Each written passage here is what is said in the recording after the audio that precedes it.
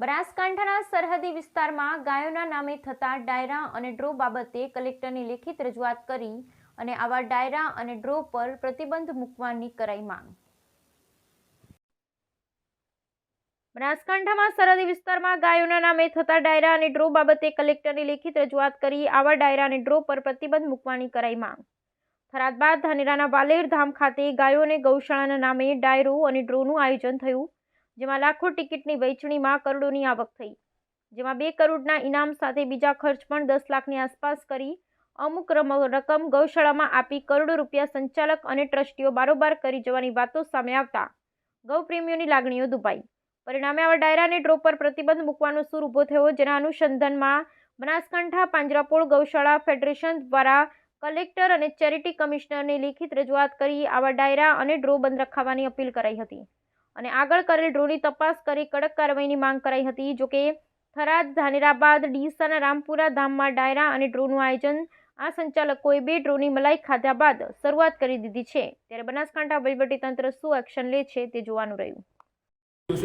બનાસકાંઠા ગૌશાળા પાંજરાપોળ ફેડરેશન બનાસકાંઠાની અંદર છેલ્લા ઘણા સમયથી ગૌશાળા અને ગાયોના નામે ડ્રો કરી અને અમુક રકમનું કૌભાંડ થતાં અમે સાંભળવામાં આવ્યા હતા અને વારંવાર એમને સૂચનાઓ આપી, પણ એનું કૌભાંડો બંધ થયા નહીં।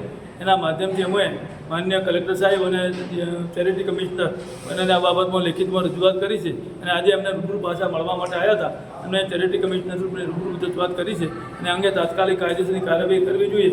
અને કારણ કે સરકારશ્રી 83 રૂપિયા ગૌમાતા પોષણ યોજનાના નામે ગૌશાળાઓને આપે છે, ગાયોને આપે છે, તો સરકારે ગૌશાળાઓએ આવો કામ ડબલ કરવું જોઈએ નહીં। એટલે અમે ચેરિટી કમિશનરને વિનંતી કરી છે તાત્કાલિક ધોરણે અને અમે કાયદેસરની કાર્યવાહી કરી અને આ પ્રવૃત્તિ બંધ થાય એવી અમારી વિનંતી છે। સરકારના નિયમ અનુસાર જે ગૌશાળા ટ્રસ્ટ હોય છે એ કોઈ ડ્રો ડાયરા કરી શકે ખરા?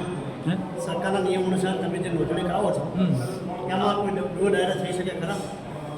ચેરિટીમાં જે સંસ્થાઓ નોંધાય છે એની અંદર પણ બાયલોજની અંદર આવો કોઈ ડ્રો સિસ્ટમની મંજૂરી હોતી નથી, એટલે એમને કાયદેસરની કાર્યવાહી કરવી જોઈએ ખરેખર। અને અમે આજે એમને વિનંતી કરી છે, એમને ખાતરી આપી છે કે તાત્કાલિક ધોરણે એના અમે એક્શન લઈશું। વર્તમાનમાં બનાસકાંઠા જિલ્લાની અંદર ગૌશાળાના નામે જે ડ્રોની જે યોજના ચાલી રહી છે તે બાબતને લઈને કેટલાક ગૌશાળાના સંતો ફેડરેશનમાં રજૂઆત કરેલી અને તેના ફરિયાદના અનુસંધાને બનાસકાંઠા ગૌશાળા પાંજરાપોળ ફેડરેશનના હોદ્દેદારે ચેરિટી કમિશનર તેમજ કલેક્ટરશ્રીને રજૂઆત કરેલી અને તે બાબતે આજ ફરી રિમાઇન્ડર માટે આવ્યા હતા ચેરિટી કમિશનરને કે આ જે ચાલી રહી છે તે પ્રવૃત્તિની યોગ્ય નિષ્પક્ષ તપાસ થવી જોઈએ અને જો આની અંદર કોઈ પણ ખોટી અનીતિ થતી હોય તો તેને રોકવામાં આવે અને જે લોકોએ ખોટું કર્યું હોય તેમની વિરુદ્ધમાં કાયદેસરની કાર્યવાહી કરવામાં આવે। અત્યારે જે ડ્રો અને ડાયરાઓ થઈ રહ્યા છે ચેરિટી કમિશનરના નિયમ અનુસાર થઈ શકે ખરા?